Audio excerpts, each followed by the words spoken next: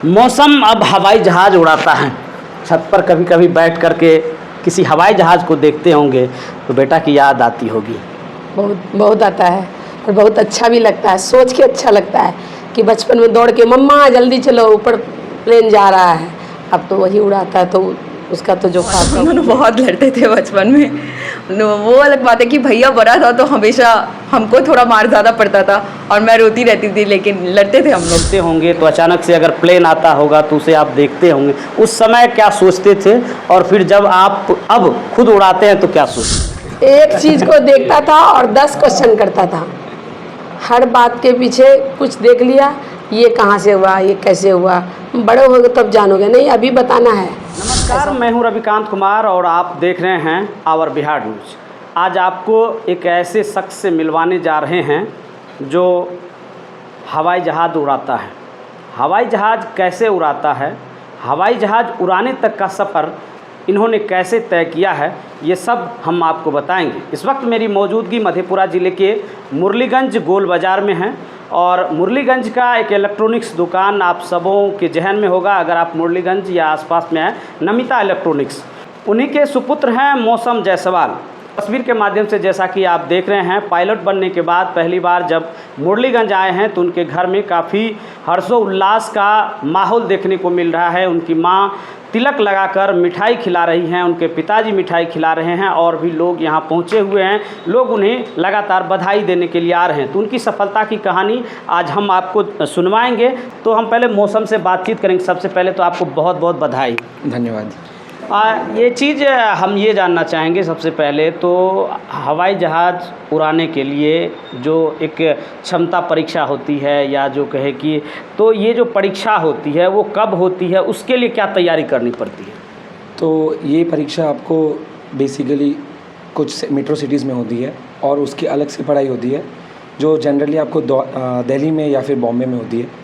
और कुछ 7 एग्ज़ाम्स होते हैं जो कि DGCA कंडक्ट करती है। DGCA इंडिया की जो director general of civil aviation है उसकी बॉडी है। तो उसके थ्रू पहले हमें वो 7 एग्जामिनेशंस क्लियर करना पड़ता है जिसका स्कोरिंग मार्क्स 70% है, पासिंग मार्क्स। और उसके बाद ही आप आगे स्टेप ले सकते हैं।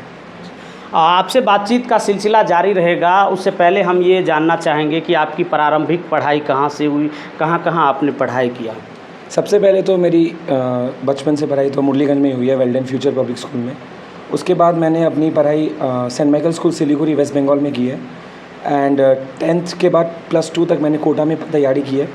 एंड उसके बाद मैंने डिसाइड किया था कि मुझे पायलट बनना है और मैं इसके लिए आगे बढ़ा था। फिर ये डिसाइड कैसे किया? जब आप बचपन में पढ़ाई करते होंगे या छत पे खेलते होंगे तो अचानक से अगर प्लेन आता होगा तो उसे आप देखते होंगे। उस समय क्या सोचते थे और फिर जब आप अब खुद उड़ाते हैं तो क्या सोचते हैं? उस समय तो हम बस मुरलीगंज में से तो बस ऊपर ही देख पा के सोच पाते थे कि कितना अमेजिंग है ये। बट अभी अब फ्लाई करने के बाद तो हम ऊपर नहीं दिखते, हम नीचे दिखते हैं शायद, और वो बेटर लगता है हमारे लिए। बट फीलिंग बहुत अलग है और एक्सपीरियंस बहुत अलग है। हर रोज़ एक नया चैलेंज होता है, नया एक्सपीरियंस होता है और एक चैलेंज जो रहता है उसको अचीव करने के बाद जो सेटिस्फेक्शन मिलता है वो हमें पायलटिंग में एक्सपीरियंस होता है।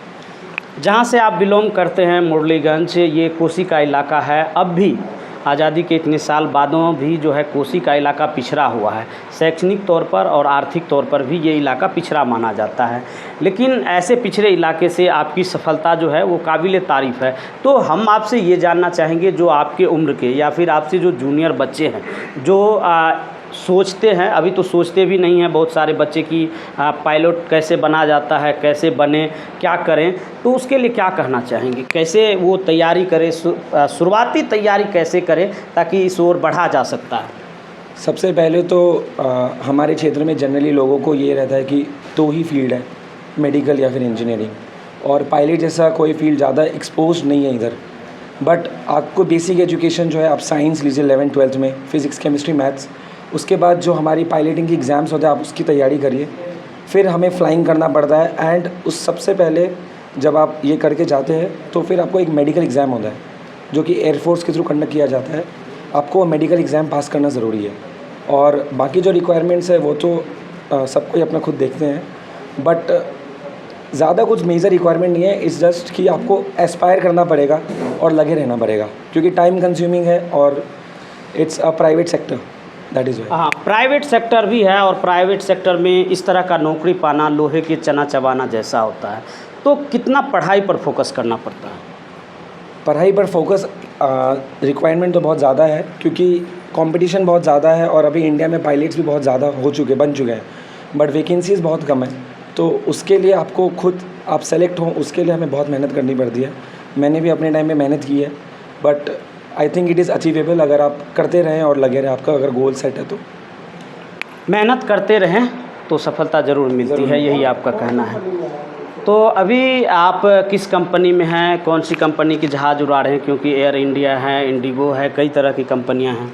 तो अभी हम एयरबस A320 फ्लाई करते हैं फॉर इंडिगो एयरलाइंस, और जो कि दिल्ली गुरुग्राम बेस्ड है, और it's the leading airline in India. सबसे ज़्यादा फ्लीट उसी के पास है, 365 एयरक्राफ्ट अभी के टाइम पे। तो I am very proud of flying for Indigo and I thank Indigo for giving me this opportunity. जैसे कि आमतौर पर और कोई जॉब हो और पायलट का जॉब हो तो कितना बिजी रहता है पायलट? नहीं, पायलट की लाइफ में फ़्लाइंग आवर्स देखा जाए तो वैसे तो एक महीने में लगभग 100 है और पूरे साल में 1000 घंटे ही हम फ्लाई करते हैं, बट उसके बाद ड्यूटी टाइम बहुत ज़्यादा होती है और उससे भी ज़्यादा हेक्टिक ये होता है कि रोज़ का डिफरेंट शेड्यूल। हमारे पास कोई रोज़ सोने का टाइम नहीं है। इट्स लाइक किसी दिन आप 3 बजे उठ के जा रहे हो, किसी दिन आप सुबह 10 बजे जा रहे हो, तो दैट इज़ ट्रबलसम। और गवर्नमेंट भी इसकी तरफ देख रही है टू रिलैक्स इट, बट वैसे एफर्ट लगता है, but if you love flying you will go for it. जब आप पायलट बने, परीक्षा आपने पास की, तो सबसे पहले ये खुशखबरी आपने किसको दिया था? मम्मी, सब मम्मी साथ रही है, मम्मी हमेशा गई है जब भी ज़रूरत पड़ा है। पापा भी सपोर्ट करते हैं, पापा बट यहाँ भी रहना पड़ता ज़रूरी होता है, तो मम्मी मेरे साथ मूव की है इनिशियली, तो मम्मी को सबसे पहले न्यूज़ आती है। तो अपनी सफलता का श्रेय किन्हें देना चाहेंगे, मम्मी पापा या फिर और कोई? नहीं, मम्मी पापा को डेफिनेटली हर चीज़ श्रेय मम्मी पापा को। और यहाँ पे मामा लोग भी रहते हैं तो सब ने सपोर्ट किया है, मामा लोग नाना जी थे तो सब ने सपोर्ट किया है, बट फुल जो इनिशियल सपोर्ट था बचपन से मम्मी लोगों ने बाहर पढ़ाया है, तो ऐसा थॉट रखने के लिए ही बहुत थैंकफुल हूँ मैं, और मम्मी लोग ने कभी बैकआउट नहीं किया, यही बहुत है। चलिए, तो अब हम इनकी मम्मी से बात करेंगे और इनके पापा से भी बातचीत करेंगे। आप थोड़ा सा इधर आ जाइए। मौसम अब हवाई जहाज़ उड़ाता है, छत पर कभी कभी बैठ कर के किसी हवाई जहाज़ को देखते होंगे तो बेटा की याद आती होगी। बहुत आता है और बहुत अच्छा भी लगता है, सोच के अच्छा लगता है कि बचपन में दौड़ के मम्मा जल्दी चलो ऊपर प्लेन जा रहा है, अब तो वही उड़ाता है, तो उसका तो जो ख्वाब था वो पूरा हो। कोसी सीमांचल के मिट्टी की खुशबू और किसानों के खेतों में उपजे हुए उच्च क्वालिटी की सरसों से निर्मित कच्ची घानी कोसी किंग सरसों तेल आपकी खाने को बनाए शुद्ध, स्वादिष्ट और पौष्टिक। इसलिए आज ही अपने घर ले आए कच्ची घानी शुद्ध सरसों तेल, जो आपके स्वाद और स्वास्थ्य का रखेगा भरपूर ख्याल। कच्ची घानी शुद्ध सरसों तेल हुआ और हमको भी बहुत अच्छा लगता है। अच्छा, जिस तरह से अभी हमने बात की, बड़ी शालीनता से इन्होंने सवालों का जवाब देता है, तो इस तरह के लड़के काफ़ी पढ़ाकू होते हैं, तो बदमाशियाँ कितनी करते थे बचपन में? हाँ, बचपन में बहुत बदमाशी करता था, बहुत चंचल, एक चीज़ को देखता था और 10 क्वेश्चन करता था। हर बात के पीछे कुछ देख लिया, ये कहाँ से हुआ, ये कैसे हुआ, बड़े हो गए तब जानोगे, नहीं अभी बताना है, ऐसा बोलता रहता था। तो अभी चूँकि जब इनका रिज़ल्ट आया था तो मुरलीगंज में सभी को खुशी थी, हम लोगों को भी खुशी थी, लेकिन उस वक्त ये नहीं आ पाए थे, अभी आए हैं, तो कैसा आपको फील हुआ? इन्होंने कहा कि सबसे पहले ये जानकारी हमने मम्मी को दी थी। हाँ, मम्मी मुझे ही बताया था इसने, और बहुत अच्छा लगा। मैंने अपने पापा को बताया सबसे पहले और बाद में उसके पापा को बताया, लेकिन अब पापा नहीं रहे, अभी रिसेंट चले गए, तो मेरे लिए तो बहुत अच्छा ही रहा कि जब जितना मैंने मेहनत किया उससे अच्छा करके बच्चे ने दिखाया। चलिए, इनके पापा से बातचीत करेंगे। आपने कहा कि बदमाशियाँ करते थे, लाठी से भी डांटना पड़ता था, अभी कैसा फील होता है? नहीं, बहुत अच्छा लग रहा है, अभी बहुत अच्छा लग रहा है, और बच्चों को देखते हैं, इसको देखते तो हमको बहुत अच्छा गर्व फील होता है कि नहीं, जिस काम में था वो अच्छा कर लिया। तो आप क्या सोचते थे कि मौसम को पढ़ाएंगे लिखाएंगे, इंजीनियर बनाएंगे, डॉक्टर बनाएंगे या फिर बीपीएससी यूपीएससी, क्या आप क्या सोच रहे थे? नहीं, हम लोग का तो दोनों आदमी का शुरू से ही शिक्षा के प्रति जो है हम लोग बहुत जागरूक थे, ठीक है ना। उसके बाद हम लोग ये नहीं, उसको जो इच्छा 10 के बाद जो इच्छा करे वही करे वो, ठीक है ना। तो हम लोगों ने 2 साल के लिए कोटा में भी डाला, लेकिन कोटा में इंजीनियरिंग करने के बावजूद भी इसको इच्छा नहीं था कि उसमें करे। इसका इच्छा था कि हम पायलट बने। तो इसकी मसेरी बहन है एक बनारस में, वो पायलट है, तो उससे इसको एक्सप्रेशन हुआ तो बोला कि हम वही करेंगे। तो हम कहे ठीक है जाओ यही करो, बस हम लोग क्या, हम लोग तो बाकी वो किए जो ये बात आपकी काफ़ी अच्छी लगी और हम चाहेंगे कि ये जो है प्रेरणादायक है उन सभी अभिभावकों के लिए कि जो अपने बच्चों को अपने मन मुताबिक बनाना चाहते हैं। कोई कहते हैं कि डॉक्टर बनेगा मेरा बेटा, कोई इंजीनियर बनेगा, और ज़बरदस्ती कहीं पर कोटा जैसे संस्थानों में उन्हें डाल दिया जाता है और उनका परिणाम कभी कभी क्या होता है कि बहुत दुर्भाग्यपूर्ण होता उसको है। अपने मन से चलने दीजिए, वो भी तो कुछ ड्रीम लेके चल रहा होगा अपने पढ़ाई के दरमियान में, वो भी तो सोचता है कि हमको ये बनना है, और हम लोग थोप देते हैं कि तुमको ये करना, ये मेरा सपना। अब उसके सपनों को तो देखिए। तो बस हमको यही लगा कि इसका ये सपना है तो यही करो। तो बेटी का था डॉक्टर बने जी, तो उसका भी एडमिशन हम लोग बेंगलोर में करवा दिए हैं, वो भी MBBS कर रही है। चलिए, तो सोने पर सुहागा है, बेटा पायलट है और बेटी डॉक्टर है। क्या नाम हुआ आपका? मेरा नाम मुस्कान है। अच्छा, मौसम और मुस्कान, कितने भाई बहन हैं आप लोग? 2 भाई बहन हैं। 2 भाई बहन हैं। कैसे देखते हैं अपने भाई की सफलता को? बहुत we are very proud of him. हमेशा से इंतज़ार था इस पल का। भैया, मम्मी, पापा, हम हमेशा से वेट कर रहे थे कि कब वो पायलट बने, और वो दिन आ गया। बहुत प्राउड है हम लोग उसको लेकर। तो पायलट बन गया है, घर में खुशियों का माहौल है, तो कब प्लान है कि अब पायलट के साथ एक बार आसमान का सैर करना तो बनता है?